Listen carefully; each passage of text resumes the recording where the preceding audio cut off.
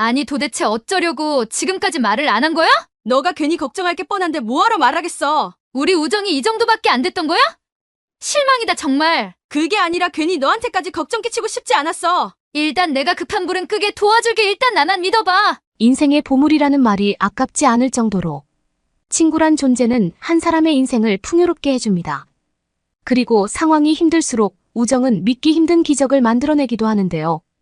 오늘 소개해드릴 사연은 친구에게 빌려준 돈 대신 한국 여행을 선물 받았다는 일본 여성의 경험담입니다. 친구에게 도움을 주고 싶었던 따뜻한 마음 덕분에 그녀는 돈으로 살 수 없는 경험을 한국에서 할 수 있었다고 하는데요. 과연 그녀에게는 무슨 일이 있었던 걸까요? 일본 여성의 경험담입니다.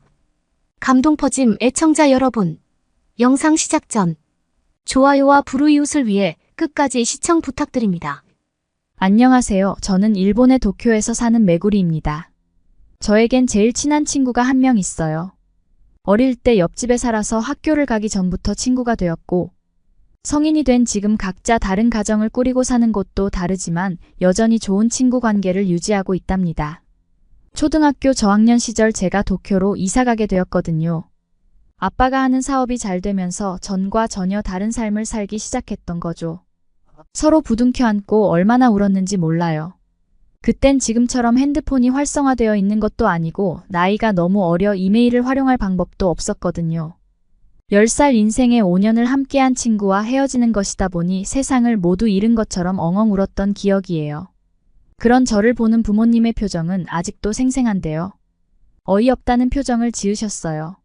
제가 살던 곳이 요코하마였는데 도쿄에서 약 20km 정도더라고요. 차를 타고 이동하면 10분 정도면 도착할 수 있는 거리였죠. 원한다면 언제든 둘은 만날 수 있다는 소리에 세상을 모두 얻은 것처럼 환한 미소를 지었던 기억이 아직도 생생합니다. 덕분에 사는 환경이 달라졌어도 시미켄과 우정을 이어갈 수 있었어요. 중학교를 지나 고등학생이 된 이후 아빠에게 자동차를 선물 받아 시미켄 집에 더 자주 놀러 가기도 했죠. 그렇게 성인이 되었고 저는 여전히 도쿄에 살지만 시미켄은 먼 곳으로 이사 갔어요. 시미켄이 대학교를 다니며 만난 사람과 결혼했는데 그 사람이 사는 곳이 제가 사는 곳과 상당히 멀었거든요. 그래서 자주 볼 수 없었어요. 물론 1년에 몇 번 시간을 내 일부러 시미켄이 사는 곳을 방문하기도 했답니다. 시미켄은 결혼하고 장사를 시작했거든요. 음식을 파는 레스토랑을 열었는데 휴일에도 장사를 하는 바람에 저를 만나러 올 시간이 없었어요. 그에 반해 전 결혼하고도 특별히 하는 일이 없었죠. 운동을 하거나 미용실에 가고 쇼핑을 하는 게 전부였어요. 종종 친목 모임을 하는 정도가 제 일상이었습니다. 그래서 시미켄을 보러 가는 건 주로 저였어요. 그래도 상관없었죠. 오랜만에 만나는 시미켄은 항상 반갑게 절 맞이해 주었고 가끔은 며칠씩 머물며 많은 이야기를 나눌 수 있었거든요. 그런데 큰 위기가 있었답니다. 아마 일본 말고도 세계적으로 위협적이었던 전염병을 모두 기억하실 것 같아요. 지금은 일상으로 돌아왔지만 처음엔 세상 끝이 온 것처럼 당혹스럽고 온전한 일상을 보낼 수 없었으니까요, 사실. 저는 제가 살고 있는 집이 워낙 규모가 커서 불편함을 느끼지 못했어요. 집 안에 있어도 머물 공간이 많아서 시간 가는 줄 모르고 지낼 수 있거든요. 그래서 한동안 시미켄과 전화 연락만 하고 만남을 가지지 못했습니다. 누군가를 만난다는 건 감염될 위험성을 생각해야 했을 시기니까요. 제가 감염자일 수 있고 다른 사람이 감염자일 수 있는데 중요한 건 누가 되었든 목숨이 위태로울 수 있으니 굳이 만나지 않는 게 서로를 위해 나을 거라고 생각했던 거죠. 그런데 어느 순간 전화통화를 하던 시미켄의 목소리가 이상하다는 걸 느꼈어요. 늘 생기 있는 목소리로 반가움을 느낄 수 있었거든요. 걱정되는 마음에 화상 전화를 걸었어요. 얼굴을 보고 이야기하고 싶은데 얼굴을 볼 수 없으니 시미켄의 상태를 눈으로 확인하고 싶었죠. 전화를 받은 시미켄은 생각보다 표정이 밝지 못했어요. 점심시간이었는데 한창 바빠야 할 가게에도 손님이 하나 없이 카운터에 힘없이 앉아 있더라고요. 어찌된 영문인지 물었어요. 무슨 일이 생긴 건 아닌지 건강에 이상이 생겼는지 걱정되기 시작했거든요. 시미켄은 전염병이 돌기 시작하고 나서 매출에 큰 타격을 입었다고 했어요. 사람들이 외식을 하지 않으니 가게를 찾는 사람이 당연히 없었죠. 그나마 가끔 포장을 하러 나오는 사람이 있어도 매출에 도움이 되는 건 아니었습니다. 혹시나 하는 마음에 문을 항상 열어두지만 하루 종일 문을 열고 있어도 10개 테이블 이상 받는 날이 없다고 하소연했어요. 저는 단순히 쇼핑을 못하고 돌아다니지 못한다고만 생각했습니다. 시미켄 같은 개인 사업자들이 얼마나 힘든지 전혀 예상하지 못한 거죠. 아무런 말도 하지 못했어요. 이번 달 월세도 내야 하는데 5달이나 밀리기 시작해서 너무 벅차다고. 시미켄은 참지 못한 눈물을 결국 터뜨리고 말았습니다. 저는 시미켄의 상황이 너무 안타깝게 느껴졌어요. 그래서 시미켄에게 돈을 빌려준다고 말했습니다. 힘들었으면 진작 이야기하지 왜 마음고생을 하고 있었는지 오히려 타박했죠. 친구 좋다는 건 도울 수 있다는 건데. 가게 월세도 빌려달라고 말하지 못할 정도로 제가 시미켄에게 존재감이 없었냐고 서운하다는 말도 덧붙였습니다. 시미켄은 제가 도와줄 거라는 걸 알았대요. 하지만 그런 말을 하고 싶지 않았다고 했습니다.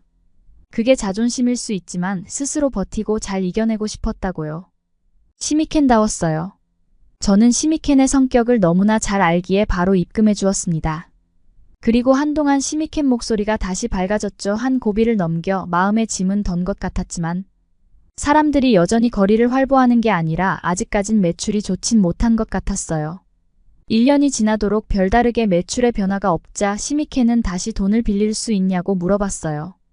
이미 빌려서 말을 하기 쑥스럽지만 그나마 전보다는 상황들이 좋아지고 있는 것 같다며 버티고 싶다고 말했거든요. 저는 흔쾌히 알았다고 답했어요. 그리고 그 후로도 그런 일들이 몇 번 반복되었습니다. 그때마다 상황은 시미켄이 바라는 대로 되지 못했어요.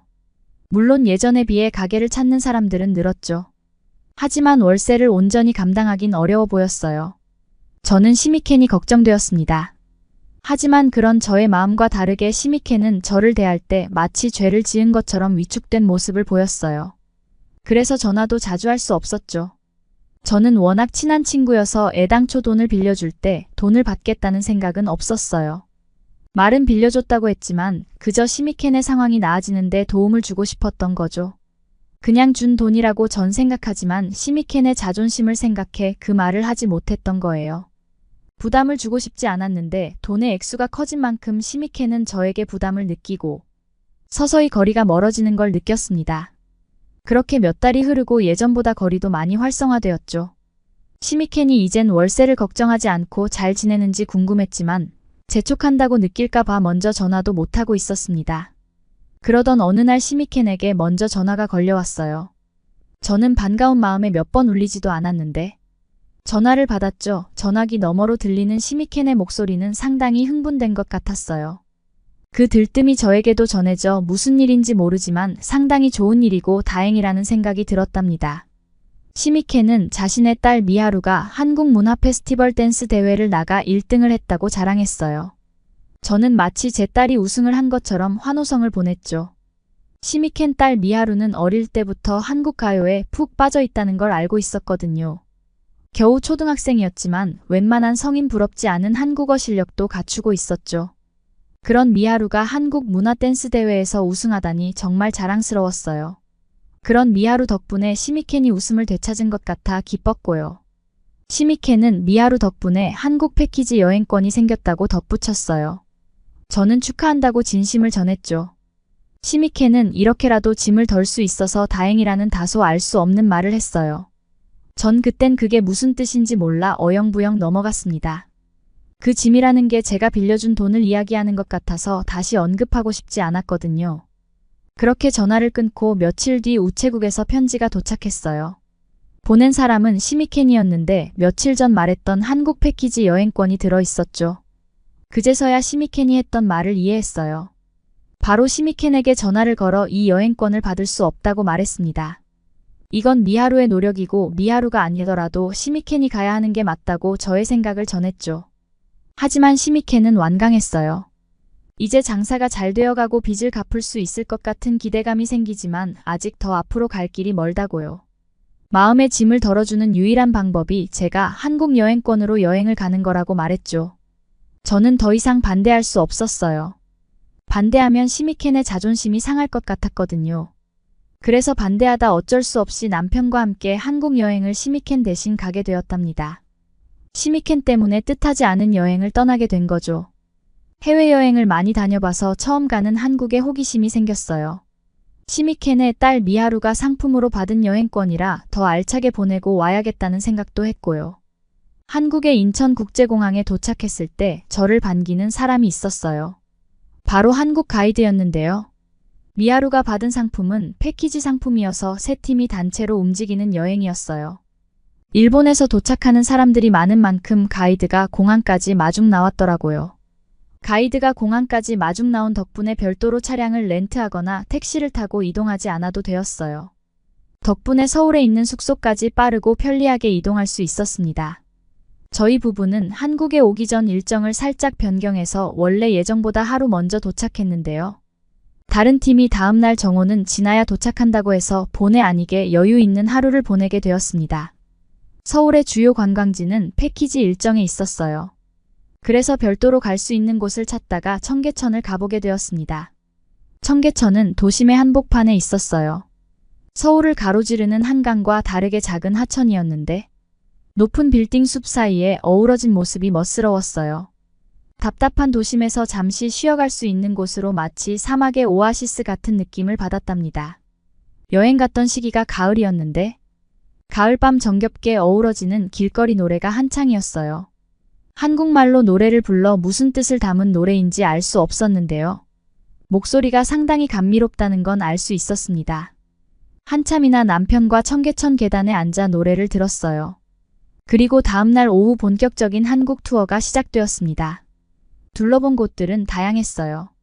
서울 도심 한복판에 있는 궁궐인 경복궁은 한국에 한 번이라도 왔던 사람은 무조건 가봤을 것 같아요. 그 외에도 명동이나 강남 등 많은 곳들을 돌아다녔어요. 서울의 곳곳은 아주 활기찬 느낌을 주었는데 특히 만나는 한국인들마다 모두 친절했습니다. 그 중에서도 특히 인상 깊었던 건 진짜 한국을 경험했다는 점이었답니다. 진짜 한국이라는 말에 의문을 갖는 분들이 계실 거예요.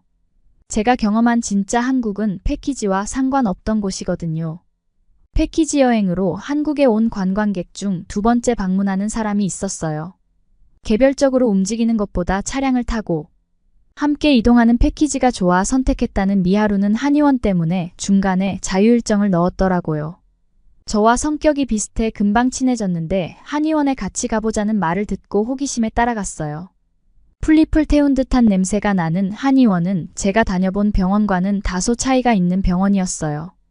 당혹스럽기도 했지만 익숙하지 않은 면이 오히려 신기하더라고요. 저는 호기심 때문에 미하루를 따라 진료를 받았어요. 그런데 영어로 진료를 봐준 한의사는 몇 가지 질문과 손목에 손을 올린 것만으로 제 몸의 문제점을 정확히 짚어냈어요. 혹시 손이 저리지 않냐고 물어보더라고요. 사실 어깨 통증과 함께 손이 저린 게 잘 때마다 심해지거든요. 남편에게만 말했던 통증인데 한의사가 맥을 짚어보고 물어보는데 정말 놀랐어요. 며칠 침을 맞으면 나아질 거라는 말에 한국에 머무는 동안 아침에 출발하기 전이나 숙소에 도착한 이후 꾸준하게 한의원에 들러 침을 맞았어요. 처음엔 아팠는데 두 번째 맞을 땐 맞은지도 모르게 금방 놓더라고요. 그렇게 한국에 머무는 동안 두 번 더 한의원에서 침을 맞았습니다. 신기하게 한국에서 마지막 잠을 잘 때부터 통증을 느끼지 못했어요. 항상 잘 때 오른쪽으로 누우면 팔이 저려 자다가 중간에 깼거든요. 그런데 이젠 그런 거 없이 아침까지 쭉 잘 수 있게 되었어요. 사실 팔이 저린 건 하루 이틀의 일이 아니었어요.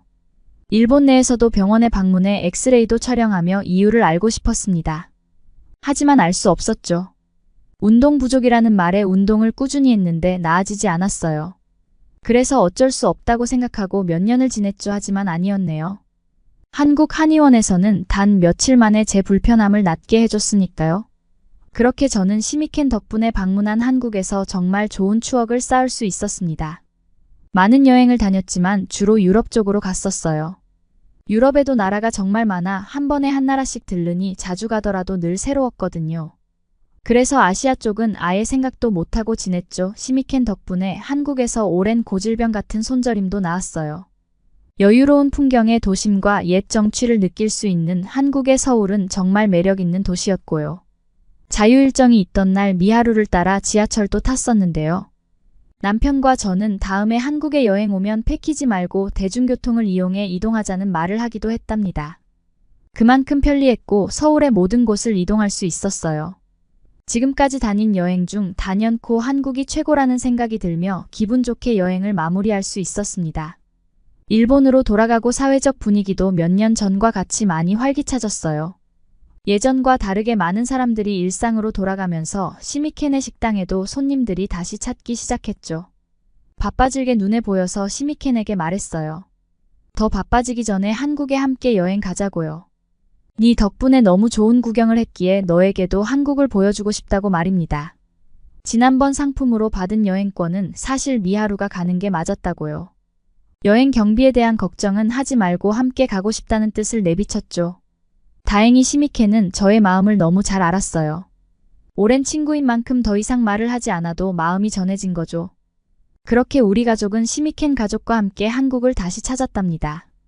시미켄에게도 한의원에 가자고 말했어요. 식당 일을 하며 시미켄도 잔병이 많은 걸로 알고 있거든요. 일본 병원에서 별다르게 아프다는 소견을 받지 못했기에 아마 한의원에서 아픈 곳이 많다는 소리를 들으면 깜짝 놀랄 것 같아요. 저는 그 모습이 또 신기하겠죠. 오랜 시간을 알았지만 시미켄과 함께하는 첫 해외여행이 한국이라 정말 다행이에요.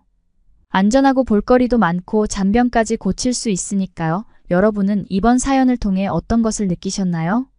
이 이야기는 친구와의 우정을 소중히 여기는 것이 얼마나 중요한지를 우리에게 상기시켜 주는데요. 친구를 생각하는 마음으로 돈을 선뜻 빌려준 이 일본 여성은 예상치 못했던 한국 여행이라는 선물을 받게 되었습니다. 결국 이 여행을 통해 몇 년간 고생했던 통증과 불편함을 치료받을 수 있었는데요. 앞으로도 그들의 우정이 더욱 끈끈해지고 함께하는 모든 순간이 소중한 추억으로 남을 수 있기를 진심으로 응원하겠습니다. 그러면 더욱 감동적인 다음 사연으로 넘어가겠습니다. 도대체 이게 무슨 일인가요? 한국의 고등학교 내부를 둘러보던 외국인들이 일제히 충격에 빠집니다. 난데없는 굉음이 그들의 고막을 강타한 것입니다. 외국인들은 머리에 구멍이 뚫리고 싶지 않아 냅다 도망치는데요. 하지만 소동을 부린 당사자는 너무나도 빠른 속도로 추격해 옵니다. 외국인들은 너무나도 놀랐고 아무리 도망쳐도 벗어날 수 없는 현실에 좌절합니다. 대체 이 외국인들은 어떻게 되었을까요? 안녕하세요. 저는 네덜란드의 고등학생 크리스티나 힐링턴입니다. 저는 육상팀의 대표로서 항상 팀이 승리하는 데에만 골몰하면서 많은 사랑과 관심을 독차지하는 중이지만 항상 느끼고 있던 게 있었습니다. 바로 세계적으로 보편적인 날씨가 네덜란드인지 모르겠다는 것이었습니다. 저희들은 항상 열심히 훈련하면서 기술을 단련시켜 왔지만 네덜란드의 기후까지는 어떻게 변경할 수가 없어 매우 골치가 아팠습니다. 대체로 네덜란드는 온화한 기후지만 국제대회에서 경쟁력이 있으려면 다양한 기후 조건에서 연습할 필요성을 저희는 뼈저리게 느꼈던 것입니다. 무더운 날씨와 높은 습도를 가진 나라가 저희에게는 매우 필요했던 것이었죠. 그러다가 한국의 여름에 대해 알게 되었습니다. 유튜브로 보았을 때 한국의 여름은 저희가 생각하는 이상적인 기후 그 자체였고 한국에서 한 번만 뛰어본다면 소원이 없겠다는 생각까지 가질 수 있었답니다. 한국에서 연습을 많이 한다면 충분히 세계대회에서 사람들의 관심을 독차지하며 우승하는 것은 식은 죽 먹기 같았어요. 조사한 결과 한국은 역시나 네덜란드와 달리 세계적인 무대에서 경쟁력 있게 활동하게 해주는 훈련장이 되기에 적합한 기후였습니다. 그러다 보니 한국에서 세계적인 육상 선수들이 배출되고 있는 것 같았습니다. 저는 네덜란드에서만 훈련하면 우물 안개구리처럼 결국에는 빛을 발하지 못할 것이라고 난리 부르스를 치면서 한국으로 가야 한다고 팀원들을 설득했습니다. 더욱 놀라운 사실은 한국에서는 육상 선수를 위해 무료로 비행기 티켓을 제공해주면서 수강료까지 부담해준다는 소식이었습니다. 동료들은 그런 초호화 서비스를 어떻게 후진국인 한국이 제공해줄 수 있겠냐며 절대로 가지 않겠다고 말했는데요. 하지만 저는 얼마나 한국이 선진국인지 강조해주면서 한국이 가진 다양한 기후가 우리에게 얼마나 적합한지 얘기해 주었습니다. 한국만큼 사계절이 뚜렷한 나라가 세계 어디에 있겠냐면서 말이죠. 그렇게 한국을 통해 국제적인 경쟁력을 키울 수 있다고 제가 연신 강조하자 팀원들은 한국으로 향하는 기대감에 점점 날이 갈수록 다크서클이 진해졌습니다. 머지않아 저희는 비행기표를 예약했는데요. 설렘과 기대감을 안고 항공사로 향했습니다. 제 동료 중 한 명은 한국의 BTS를 알기는 하지만 한 번도 들어보지 못한 나라가 분명하여 조금은 걱정된다고 하더군요. 하지만 저는 그런 걱정하지도 말고 나만 믿으라고 얘기하며 한국으로 편안하게 갈 수 있게 손을 붙잡아 주었습니다. 그렇게 마주하게 된 한국이라는 나라의 첫인상은 실로 굉장했습니다. 보통 공항이라는 곳은 한 나라의 첫인상이라고 할 수 있을 만큼 중요한데도 저희 네덜란드와 달리 너무나도 호화스러운 인천공항의 외관은 저희 눈을 눈부시게 했습니다. 저희들은 육상훈련 말고도 여행을 가는 기회가 주어진다면 이곳 한국으로 와야겠다는 생각을 곧바로 할 수 있었습니다. 최근에 저희 네덜란드 공항도 리모델링을 하면서 최신식으로 바뀌기는 했지만 이처럼 인천공항만큼 화려하거나 삐까번쩍하지가 않았기에 모든 것이 자동으로 굴러가고 있는 인천공항을 보면서 저희 네덜란드는 절대로 따라잡을 수 없는 선진국이라는 것을 느낄 수 있었습니다. 저희들은 곧이어 육상 캠프에서 지원을 나온 한국인 코치님인 연주 씨를 만날 수 있었습니다. 연주 씨는 저희에게 너무나 잘 왔다며 환대를 해주었는데요. 저희들은 혹시나 네덜란드가 후진국이라고 무시하지는 않을까? 걱정했지만 연주 씨의 너무나 친절한 언행에 너무나도 만족스러웠답니다. 한국인들의 시민의식은 말도 안 되게 수준이 높았고 공항에서 아무도 자신의 짐이 사라지지 않을까? 애쓰지 않는 모습을 보고 저희는 치안까지 굉장한 국가라는 생각을 다시 한번 가질 수 있었습니다. 그렇게 저희가 도착한 한국의 날씨는 여름이 분명했기에 위에서는 홍수가 쏟아지고 있었고 교통은 매우 불편해 보였는데요. 저희가 가야 하는 곳은 인천에서 멀다고 소문난 경주이기도 했기에 도대체 어떻게 해야 하나 걱정하고 있었는데 한국인 동료는 전혀 걱정할 거 없다 면서 가까이 있는 지하철로 향했습니다. 저희는 쌍둥이처럼 지하철이 공항과 붙어 있다는 사실을 도무지 믿을 수 없었고 어떻게 이런 식으로 모든 인프라가 집약되어 있는 구조를 한국이 갖추고 있는지 연주 씨에게 물어보니 자신도 잘 모른다고 얘기해 주었습니다. 저는 네덜란드인으로서 이처럼 뛰어난 한국의 시스템이 실로 믿기지 않았고 지하철 속에서 모두가 조용하게 대화를 나누고 있는 풍경을 보면서 답답함을 참을 수 없었는데요. 네덜란드의 지하철에서는 누가 더 크게 떠드는지 경주하기 위해 서로 안간힘을 쓰는 것이 보통인데 한국에서는 서로 누가 더 매너를 잘 지키는지 경쟁하는 것처럼 조용히 하고 있던 것이었습니다. 저희들은 어느 나라를 가도 한국의 지하철만큼 멋있는 곳은 없을 거라는 생각을 고착화시킬 수 있었고 서로의 얼굴을 바라보며 그런 생각을 가지고 있다는 것을 공유할 수 있었습니다. 저희는 연주 씨에게 이런 지하철이 한국에서 흔하냐고 물어보았고 연주 씨는 당연히 모든 지하철이 다 이렇지 않느냐고 얘기해 주어 저희는 정말로 이해할 수 없었는데요. 연주 씨는 한국인이라서인지 모든 인프라가 매우 당연하다는 듯이 매우 평온한 얼굴이었습니다. 곧이어 도착한 경주의 고등학교에서 연주 씨의 도움을 아주 많이 받았습니다. 연주 씨는 영어를 매우 잘했기에 저희는 배려받는 기분이 들 수 있었습니다. 육상 캠프 담당자분은 저희 네덜란드인들의 실력을 한번 보고 싶다면서 운동장으로 나와서 한 바퀴 뛰어보라고 말했는데요. 마침 저희 옆으로 몸을 풀고 있는 한국인 고등학생들이 한 명씩 보이고 있었습니다. 그녀들의 몸은 모두 돌고래처럼 예쁘게 빠져 있었고 유연해 보이는 것이 하루가 멀다 하고 훈련을 얼마나 고되게 했는지 충분히 짐작해 해주는 것이었습니다. 그 순간 난데없는 총소리가 학교 안을 지배했고 보아하니 누가 끔찍한 상황을 야기시킨 것이 분명했습니다. 저희들은 교내에서 흔히 발생하는 불법적인 도구로 마구잡이로 학생들을 겨냥하는 그 광경을 떠올렸고 이런 파렴치한 공간을 어서 빠져나가게 자기는 해야겠다는 생각과 함께 냅다 달렸답니다. 저희들은 머리에 구멍이 뚫리는 것이 정말로 싫었는데 하염없이 달리고 있는 와중에 옆을 돌아보니 범죄 현장을 야기시킨 장본인으로 보이는 인물이 함께 달리고 있었습니다. 반드시 저희를 따라잡아 어떻게든 해코지하려는 듯한 모습에 저희는 굉장히 놀라 열심히 달렸지만 절대로 그 인물보다 빠르게 달릴 수는 없었습니다. 결국에 저희는 멈춰 설 수밖에 없었고 곧이어 다가온 한국인들에게 둘러싸여 정말 심장이 가라앉는다는 기분이 무엇인지 느낄 수 있었는데요. 머지않아 저희는 방금 들렸던 소리는 사실 달리기의 출발을 알리는 소리라는 것을 깨달았고 옆에서 달리고 있던 인물은 그저 저와 함께 경주하고 있던 고등학생이었습니다. 저희는 어떻게 해도 이길 수 없는 한국인들이 얼마나 매일마다 열심히 연습을 하고 있는지 새삼 깨달을 수 있었습니다. 저희들은 놀란 마음을 부여잡고 한국인 여학생이 내미는 손을 움켜잡으며 따뜻한 온기를 느꼈습니다. 한국인 고등학생들은 충격을 받은 저희를 위로해 주면서 저희들이 한국에서 지내게 될 임시 숙소를 안내해 주었는데요. 마침 시간을 보니 조금 늦은 시간이라 휴식을 조금만 취하다가 밖으로 나와 밤 산책을 즐겨보기로 했습니다. 10분 정도 길거리를 둘러보는데 정말로 말로 표현할 수도 없이 경쾌함이 흘러넘치는 길거리를 저희는 느낄 수 있었습니다. 밤늦은 시간이었음에도 불구하고 사람들이 득실거리고 있었던 것입니다. 저희들은 네덜란드와 달리 눈에 띄게 활발한 한국인들을 보면서 정말로 치안이 굉장하긴 하구나라는 생각을 가질 수 있었답니다.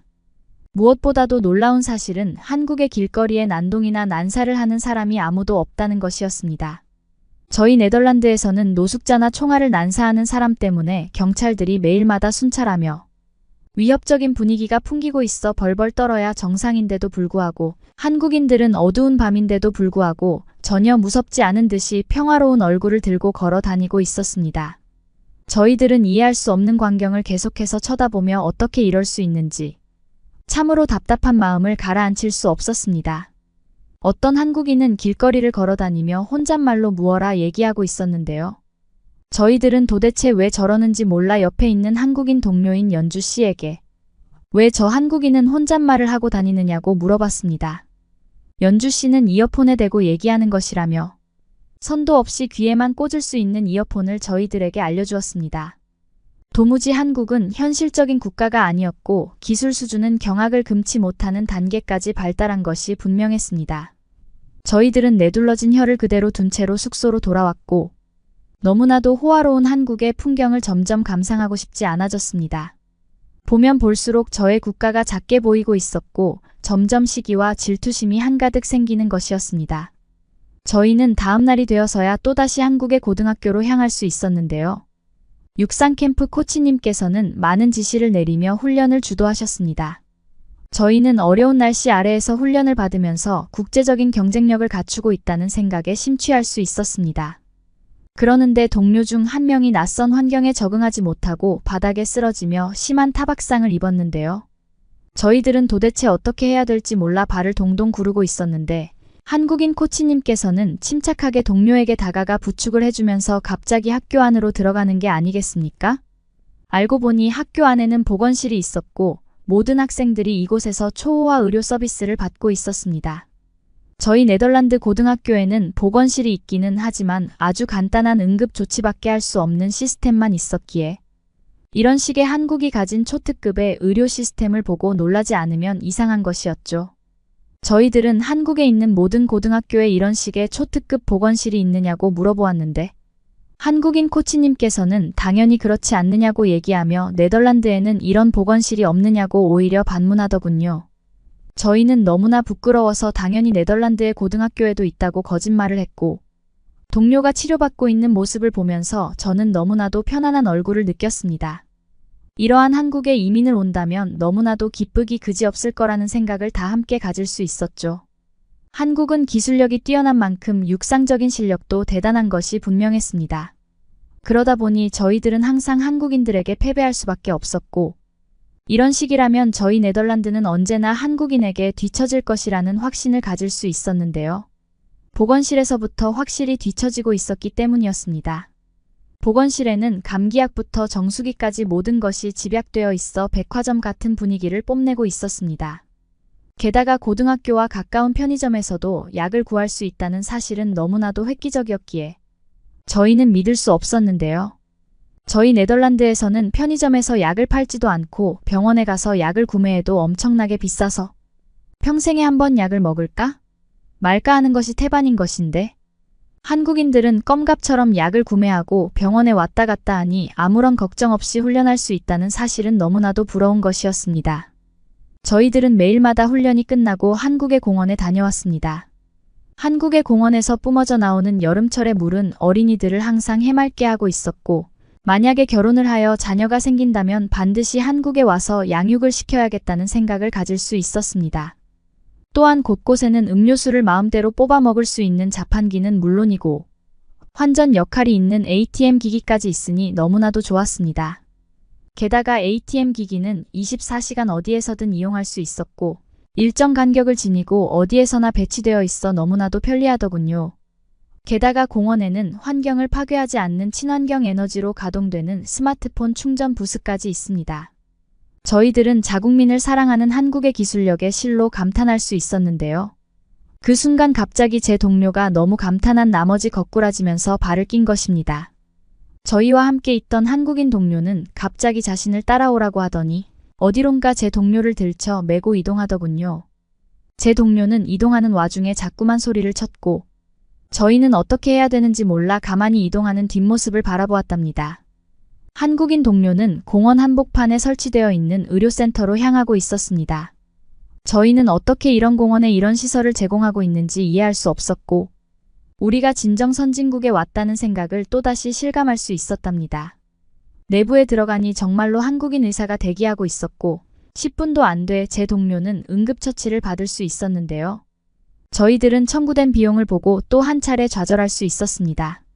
네덜란드에서는 사소한 시술을 받더라도 10만 원 이상은 깨져야 기본인데 놀랍게도 3만 원도 안 되는 비용을 청구받은 것이었습니다.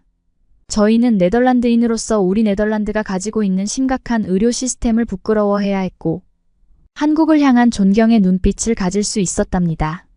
한국에 체류하면 체류할수록 좋겠다는 생각까지 가질 수 있었는데 특히나 그 생각에 등을 떠밀어 준 것은 한국의 공원에서 자신의 가방이나 휴대폰이 도난당하든 말든 상관하지 않고 벤치에 놔두고 화장실로 향하는 한국인들의 모습이었습니다. 그들은 안전에 대한 확신이 똑바로 서 있는 것 같았습니다. 저희는 어째서 이럴 수 있는 것인지 도무지 입을 다물 수 없었고 게다가 어떤 한국인 여성은 30분이 넘도록 화장실에서 돌아오지 않았음에도 가방이 계속해서 제자리를 사수하고 있었기에 저희는 한국을 사랑하지 않을 수 없었죠. 저희는 또다시 바다에서 훈련을 해보기 위해 기차에 탑승했는데요. 한국의 기차에서는 전기를 충전할 수 있는 콘센트는 물론이고 노트를 편안히 볼 수 있는 스마트 책상까지 완벽하게 설치되어 있었습니다. 기차의 속력이 빨랐음에도 불구하고 흔들림이 거의 없었기에 저희는 노트북을 향한 집중력 역시 끊지 않을 수 있어 기차의 놀라운 배려심에 다시 한번 한국을 향한 사랑을 확대시켜야 했습니다. 저희는 네덜란드의 기차를 떠올리며 느리면서도 덜컹거리는 게 심해 무엇에 집중하기도 어렵고 이동하는 것도 힘들다는 것을 떠올렸습니다. 원래는 편안해야 마땅했던 기차가 몹시도 불편해진 것이죠. 저와 동료들은 한국인 동료에게 대체 한국에서 살려면 어떻게 해야 되냐고 물었고 국적을 옮기는 건 결혼이 가장 쉽긴 한데 자세한 건 나중에 알려주겠다고 얘기했고 자신이 한국인이긴 한데 거기에 대해서는 잘 모른다고 얘기해 주었습니다. 저희는 그렇게 말해주어 너무나 고맙다고 말했습니다.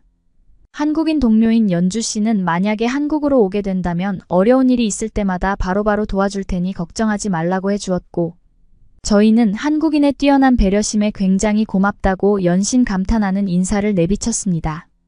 기차에서 내려 저희가 이동한 고등학교에서 또 다른 고등학생들을 만났고 어쩌다 보니 저희들은 한국인 고등학생과 또다시 맞붙는 상황이 벌어졌는데 저희들은 압도적인 한국의 체력에 충격적일 정도로 높은 기록 차이로 달리기에서 패배하는 수밖에 없었습니다. 저희 네덜란드는 아무것도 아니라는 사실을 새삼 깨달을 수 있었고 겸손한 마음가짐을 가질 수 있었습니다. 사소한 것 하나하나 수준 높은 상태를 유지하는 선진적인 한국의 모습에 저희는 하루빨리 한국으로 이민 오기는 해야겠다는 생각을 가질 수 있었습니다. 한국에서 시간을 보내면 보낼수록 저희는 정말로 네덜란드를 하루빨리 떠나야겠다는 생각이 압도될 수 있었고 한국에서 돌아온 지 이제 일주일이 지난 이후지만 여전히 한국은 이상적인 선진국 그 자체로 저희 마음속에 남아있답니다. 그러면 더욱 재미있는 다음 사연으로 넘어가겠습니다. 한국의 어느 길거리 한복판 하룻밤을 보내기 위해 한국을 이 잡듯이 뒤적이던 외국인 모녀는 고생 끝에 방문한 호텔 앞에 쓰여있는 문구를 보며 갑자기 주저앉아 한탄을 시작하는데요. 이내 외국인 모녀는 머리를 쥐어 싸매고 심각하게 토론하기 시작하다가 자랑스러운 독일의 호텔을 떠올리며 계속해서 충격에서부터 헤어나오지 못하게 됩니다. 외국인 모녀의 눈앞에는 대체 무슨 일이 벌어졌던 것일까요? 안녕하세요. 저는 독일에서 유명한 명품 의류 디자이너로 활동하고 있는 캐슈미르 로젠타라고 합니다. 대략 10년 전부터 중국을 오가며 너무나도 바쁜 엄마 때문에 저는 오랫동안 독일에서 홀로 거주해야 했는데요. 어머니 말고는 저를 키워줄 만한 사람이 없었기에 어렸을 적에는 홀로 자라야 했지만 이제는 나이가 들면서 받아야 할 교육을 전부 받고 나니 저 또한 엄마를 따라 이민을 가서 일을 할 계획을 세울 수 있게 되었습니다. 저는 의류 디자이너이기 때문에 확실히 중국에서 일하는 것은 독일에서와 달리 제 몸값을 저렴하게 내리치는 좋지 못한 행위였지만 저에게는 돈보다 가족이 더 중요했기에 이민을 가는 것에 있어서 주저하지 않기로 했습니다. 어머니는 제가 중국에 오고 나니 무척이나 좋아라 하셨고 그렇게 행복만이 저희 앞에 가득할 줄 알았지만 그리 길지 않은 시간 안에 중국에서의 악몽은 전개되었는데요. 중국인들은 어딜 가나 어떻게든 상대를 속여 한탕을 제대로 쳐 마치 삼국지에서 나오는 영웅이 되기 위해 안달이 나 있는 듯 했고 언제 한 번은 저희 등골을 빼먹으려는 중국인 때문에 심각한 말다툼을 벌인 적도 있습니다. 택시 안에서 중국인 기사님은 제가 버젓이 보고 있는데도 담배를 뻑뻑 피워대면서 표시되어 있는 미터기의 금액을 한 움큼 올리더군요. 중국인 택시 기사님은 원래 미터기 금액은 내 기분에 따라 수정할 수 있는 것이고 법적으로 전혀 처벌받지 않는 행위라는 것을 어필하면서 삼국지에서는 원래 이런 거라며 뻔뻔하게 주장했습니다. 저는 말도 안 되는 주장에 택시 기사님에게 전적으로 항의했지만 서로 먹고 살기 바쁜 세상에서 있는 놈이 더한다고 딱 봐도 돈 많아 보이는데 괜히 야박하게 굴지 말고 험한 꼴 당하기 전에 갈 길 가라면서 오히려 찬물을 끼얹더군요. 저는 중국인들의 훌륭한 국민성에 질려버렸고 어머니에게 다가가 더 이상 중국에서 못 살겠다고 말했습니다. 저는 유튜브에서만 보던 한국이라는 선진국에 가고 싶다고 했지만 어머니께서는 한국만큼 후진국은 동양에 또 없다면서 절대로 가지 말라는 황당한 발언을 하셨는데요. 어머니가 그런 식으로 다른 나라를 후진국이라고 지칭한 적은 거의 없었기에 저는 왜 그러냐고 물었는데 어머니는 이상한 대답만 늘어놓으셨습니다. 중국인들의 낮은 시민의식이 한국에서부터 전염된 것이라고 어머니는 주장했던 것이었고 한국전쟁에서 비참했던 한국의 사진과 영상을 보여주셨습니다. 확실히 어머니의 말이 맞는 것이 중국에는 한국어 간판이 굉장히 많고 한국 드라마를 애청하는 사람과 K-팝을 듣는 사람이 굉장히 많았던 것입니다. 저는 진심으로 한국의 입양아가 중국인지 궁금해했고 그러면서도 역시 중국인들의 시민의식에 진저리를 쳐야 했습니다. 그러다 어느 순간에 이르러 한국의 의류회사로부터 대단히 파격적인 조건으로 입사 제의를 받게 되었는데요. 저는 이런 식의 파격적인 조건을 내어주는 후진국은 절대로 없을 거라면서 어머니에게 한국으로 한번 가보자고 제안을 했고 결국 딱 한 달만 한국을 경험해보고 그 뒤에 다시 어떻게 할지 결정하자는 합의를 할 수 있었는데요. 한국으로 떠나는 비행기를 타는 내내 어머니는 한 번도 경험해보지 못한 후진국에서 대체 뭘 할 수 있겠냐면서 지금이라도 비행기에서 뛰어내리든가 하여 돌아가자는 말을 했습니다.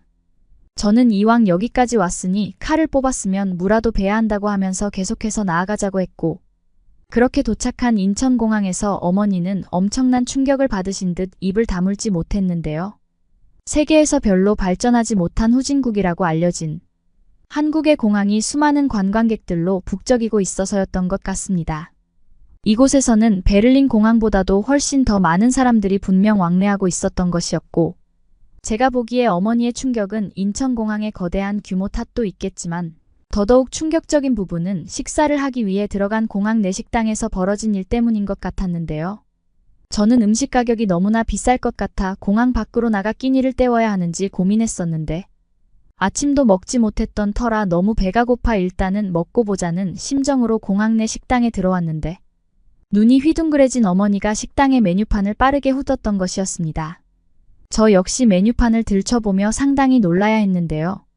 독일의 베를린 공항에서는 바깥에서 먹는 가격보다 공항 안에서의 식사가 2배 이상으로 비싼 편이 대부분인데 이곳 한국에서는 전혀 그렇지 않았고 혹시 모르는 마음에 밖에 있는 식당 가격을 검색해 보았지만 이곳의 가격은 여타의 식당이 가진 가격과 어깨를 나란히 하는 분위기가 명확했습니다. 관광객의 등골을 빨아먹지 않는 선진국의 면모를 보니 굉장한 착각을 했다는 생각을 하면서 한식을 주문했습니다. 그렇게 맛보게 된 비빔밥과 어우러지는 사이드 메뉴인 떡볶이의 맛은 어쩜 이리 맛있을 수 있는지 감탄밖에 나오지 않는 것이었고 저는 식당 아주머니에게 반찬의 리필 가격을 물어보며 떡볶이를 좀 더 달라고 했는데 충격적이게도 한국인 아주머니는 반찬의 리필은 무조건 무료라며 무제한으로 물도 마실 수 있다고 답해 주셨습니다. 독일에서는 음식을 먹을 때 반찬을 더 먹으려면 무조건 돈을 더 주어야 하고 역시 돈을 지불해야 했던 것이었는데 아주머니가 그렇게 말해주시니 저는 정말 몸 둘 바를 몰랐습니다. 배를 든든히 채우고 밖으로 나와 바라본 한국의 절경은 백화점이나 영화관 등 여러 편의 시설이 아우러져 있었고 과연 선진국의 일부분을 보고 있다고 자랑스럽게 말할 만하더군요. 그렇지만 저희 어머니께서는 어째서인지 아직도 후진국에 대한 의심을 끊지 못하셨는지 아무 의심 없이 걷다가 강도를 만나거나 피해를 입을 수 있겠다면서 혼란스러운 반응을 보이셨습니다. 그렇지만 그 어떤 길거리를 걸어도 범죄 조직들의 표적이 된 채 통행료를 한국에서는 내지 않아도 된다는 사실을 알게 되니 어머니는 가슴을 한 차례 쓸어내릴 수 있었습니다.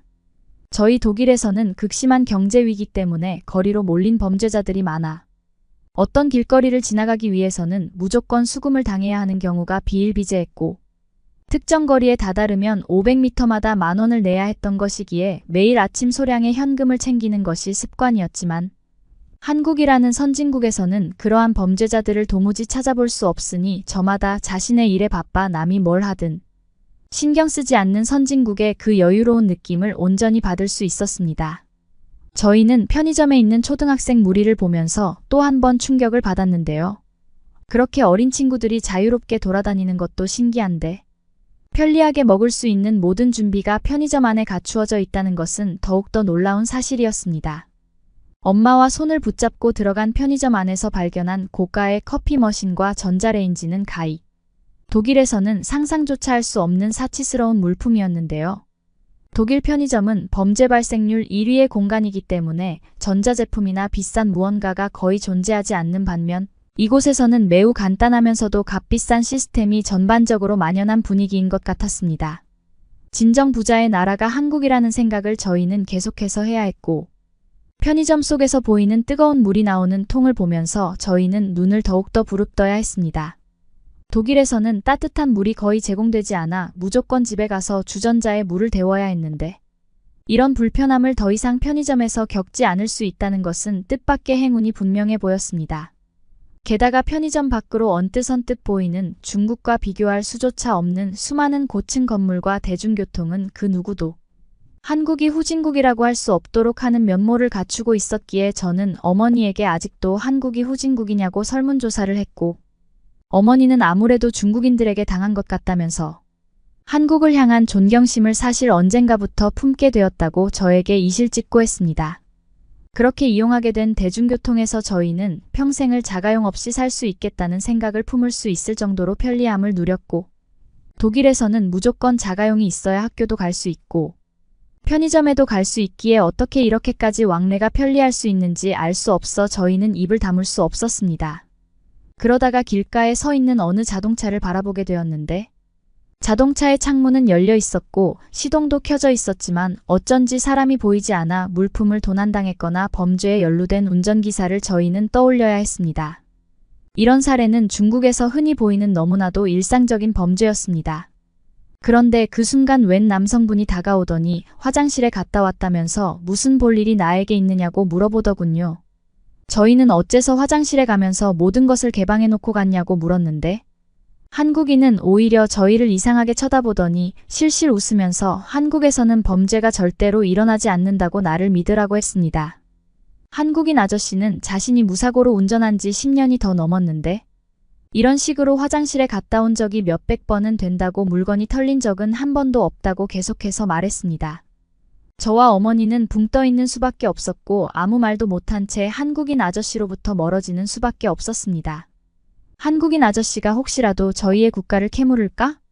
너무나도 두려워 빨리빨리 걷게 되는 바람에 어머니는 실수로 넘어지셨는데요. 어머니는 발목을 움켜쥐면서 구슬프게 신음소리를 내며 제 마음을 찢어지게 했습니다. 사실 어머니의 발목에는 제가 태어나기도 전부터 있었던 고질적인 질병이 있었습니다. 평생을 짊어지고 가야 한다는 질병이라는 충격적인 이야기를 독일 병원에서 들었었으니까요. 그때 뒤쪽에서 다가오는 어느 인기척에 돌아보니 아까 그 한국 아저씨가 다가오고 있었습니다. 그분은 어서 병원에 가야 한다면서 어머니를 부축해 주셨는데 저는 당연하게도 한국인 아저씨가 자가용으로 병원에 데려가 줄 알았지만 어째선지 지하철역으로 향하더군요. 저는 어머니가 발목이 그 지경이 되었는데 왜 지하철역으로 가냐고 따지려 했는데 바로 보이는 의료센터라는 간판에 의해 입을 다물 수밖에 없었습니다. 지하철역에 붙어있는 그 의료시설은 생각 외로 굉장히 청결했고 친절했고 쾌적했습니다. 저는 한국인 아저씨에게 이곳에서 진료 예약을 하기 위해선 얼마나 걸리냐고 물어보았습니다. 독일에서는 진료를 받으려면 최소 한 달은 기본으로 기다려야 했기 때문이었어요. 한국인 남성분은 빙긋 웃으며 그냥 편의점처럼 들어가면 된다고 했고 돈도 그렇게 들지 않을 거라면서 담뱃값 정도만 챙겨두라고 했습니다. 저는 말도 안 되는 얘기에 충격을 받았고 감기에 걸려도 기본 20만 원은 깨지는 독일의 병원을 떠올리며 혹시 사기를 당하는 중인가 의심했지만 어머니가 너무 아파서 뭘 어떻게 할 수 없는 상황에 무기력하게 그냥 한국을 믿어보기로 했습니다. 어머니 역시 속는 셈 치고 들어가는 듯 보였고 안 보이는 곳에서 어머니는 그렇게 치료를 받기 시작했는데요. 대략 30분이 지났을 때였습니다. 어머니는 활짝 웃으면서 밖으로 나와 호들갑을 떨었고 자신을 진찰하는 의사가 한국의학인 한의학을 전공하여 자신의 발목을 한번 훑어보더니 이쯤 거리면서 침을 몇 방 주사한 끝에 드디어 정상적인 발목을 되찾게 되었다고 감탄하면서 처음엔 믿기지 않아 몇 번 걸어보다가 좁은 공간을 뛰면서 느껴지지 않는 통증에 이전부터 걸리적거리던 그 모든 통증이 씻은 듯이 날아갔다는 것을 깨달았다며 어서 그 한국인 아저씨에게 고맙다는 말을 전하기 위해 헐레벌떡 나왔다고 저에게 말했습니다. 그러나 한국인 아저씨는 30분을 기다리지 않고 그새 어디론가 떠났기에 어머니는 슬픔을 못 이긴 채 눈물을 글썽여야 했습니다. 그나저나 너무나도 값싼 한국의 의료 시스템을 저는 믿을 수 없었고 독일이었으면 이 정도 치료에 몇십 원 정도 태우는 것이 일반적인데 한국에서는 단돈 3만 원이라는 돈으로 수준급의 치료를 받을 수 있어 이보다 선진국인 나라는 없을 것 같다는 정론이 안 생길래야 안 생길 수 없었습니다. 그렇게 어머니는 정상적인 발목으로 거리를 거닐다가 휴대폰으로 예약한 호텔로 향하기 위해 올라탄 버스에서 말도 안 되는 충격을 받았는데요. 한국의 버스 안에는 사람이 별로 없어 자리가 많았는데 빈자리를 가방에 놔둔 채 아무런 걱정 없이 태블릿을 두드리는 한국인이 너무나 많았던 것이었습니다. 독일의 버스에서는 사람들의 짐을 노리는 범죄가 수두룩해서 꼭 가방을 앞에 돌린 채 사수해야 하는 것이 일상이라고 할 수 있는데 이곳에서는 그러한 경각심이 아예 없는 것처럼 보였기 때문이었습니다. 저희는 홀린 듯이 학생들을 지켜보게 되었고 대부분의 학생들이 내리는 지점을 살펴보니 알록달록한 꽃다발과 학사모를 쓴 대학생들이 붐비고 있었습니다. 이 주변의 호텔을 이용해야 했던지라 저희는 거기서 버스에서 내려 졸업식을 진행하는 대학교의 정문을 잠시 쳐다봤습니다. 원래 독일에서는 졸업식에 시끌벅적한 취약함을 노리고 범죄를 저지르는 사이코들이 많아 총기, 사고 등을 방지하기 위해 경찰이 배치되는 것이 보통인데 한국의 대학교 주변에는 그런 경찰들이 아예 없었던 것이었고 학생들의 모습은 저마다 마음껏 졸업의 기쁨을 나눌 수 있겠다는 자신감이 깃들어 있었기에 살아가기에 좋은 지상낙원이 한국을 제외하면 없을 것 같다는 생각에 급속도로 사로잡혔습니다. 그때 팡 하는 소리와 함께 비명소리가 들리니 저희는 사실상 패닉 상태에 빠지고야 말았는데요. 저와 어머니는 총기 사고가 발생했구나 하는 생각과 함께 당장 인천공항으로 돌아가 한국에서 발을 떼야겠다는 확신을 가질 수 있었습니다. 그러는데 어떤 한국인도 밖으로 뛰쳐나오지 않는 침착한 분위기를 보면서 대체 무슨 일이 벌어졌나? 어머니와 함께 환청을 들었나 하는 생각과 더불어 그 부분을 살펴보니 졸업생들 사이에서 누군가 환호의 폭죽을 터뜨린 것이었습니다. 저와 어머니는 폭죽 대신 웃음을 터뜨리며 한숨을 내쉬었고 여권을 찢어버려 한국에서 난민 신청을 하든 어떻게 하든 한국에서 계속 살아야겠다는 확신을 가졌습니다. 그 후로도 이어지는 한국의 놀라운 면모에 저희는 일제히 감탄하며 계속해서 길거리를 걸었고 어느덧 밤 8시가 넘어가는 시점이었습니다. 저희는 이미 예약했던 호텔을 멀찍이 건너뛰고 예약하지 않은 많은 호텔들을 살피고 있었는데 더 좋은 호텔을 돌아다녀 보면 발견할 수 있을 것 같다는 자신감이 예전과 달리 굉장히 성장한 한국을 지켜보며 알게 모르게 조금씩 생겼기 때문이었습니다. 거리를 돌아다니면서 가장 놀라웠던 건 언제 어디서든 와이파이를 사용할 수 있는 독일에서는 감히 상상할 수조차 없는 한국의 놀라운 인프라였습니다. 버스 정류장마다 무조건 와이파이가 자리하고 있으니 언제든지 여유롭게 검색하고 데이터를 보낼 수 있어 저희는 너무나 좋았고 그렇게 도착한 어느 호텔 앞에서 저희는 정문에 붙어 있는 충격적인 문구에 좌절하며 주저앉을 수밖에 없었는데요. 바로 호텔 지하 1층에 투숙객이라면 누구든지 무료로 이용할 수 있는 수영장이 있다는 문구 때문이었습니다. 저희 독일에서는 아무리 호텔이라 해도 수영장을 이용하려면 비싼 돈을 지불해야 하는데 한국에서는 전혀 돈을 내지 않아도 되니 대체 지금까지 어떤 나라에서 살고 있었는지를 떠올리며 저희는 한참을 회한에 잠겨야 했습니다. 한치의 고민도 없이 그 호텔에서 숙박하기로 저희는 결정했고 바로 내려간 지하 1층에서는 더럽지 않은 수영장의 수질에 감탄을 금치 못해야 했습니다. 어찌나 깨끗한지 가까이 가니 물이 아예 없는 것처럼 투명해서 바닥까지 또렷이 보였고 무료로 제공되는 수영장의 수질이 이렇게까지 관리되고 있다는 사실은 정말 믿기지 않았는데요. 또한 호텔의 뷔페에는 한식부터 중식, 양식까지 모든 음식이 구비되어 있었는데 그 중에서 가장 말도 안 됐던 것은 뷔페의 가격이었습니다. 독일에서는 한 끼를 먹을 때 거의 3만 원 이상의 비용을 지불해도 시원치 않은데 이곳에서는 1, 2만 원으로 말도 안 되는 품질의 음식을 먹을 수 있는 것이었습니다. 저와 어머니는 눈앞에 펼쳐져 있는 맛있는 한식을 보면서 정신을 잃어버릴 뻔했고 다른 한국인들의 조용한 모습을 보며 괜히 밀려오는 부끄러움과 함께 정신을 차릴 수 있었습니다. 한국인들은 자신이 누리는 공공시설이나 인프라가 얼마나 수준이 높은지 모르는 것 같았고 저희는 기술적으로뿐 아니라 시민의식에서 독일이 굉장히 뒤처져 있다는 생각을 떠올릴 수밖에 없었습니다.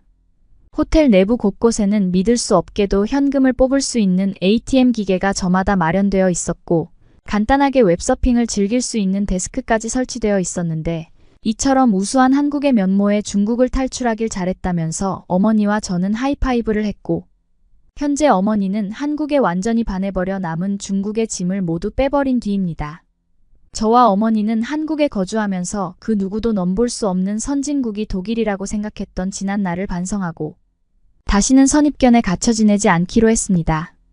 이제 저는 한국인 친구도 몇몇 싹이었고 어머니는 어느 때보다도 행복하고 편안한 나날을 보내게 되었는데요. 저희는 소박한 행복을 온전히 누릴 수 있게 해주는 한국의 인프라와 치안에 언제나 감사해야 하며 오늘도 하루를 보내는 중이랍니다. 여러분은 어떻게 보셨나요? 응원과 격려의 한마디씩을 댓글로 남겨주시기 바랍니다. 사연자분들에게 전달해 드리겠습니다. 실제 사연 제보를 받고 있습니다. 채택되신 분께는 작은 선물도 보내드리고 있습니다. 저희의 사연이 여러분의 하루에 작은 힘이 될 수 있었으면 좋겠습니다.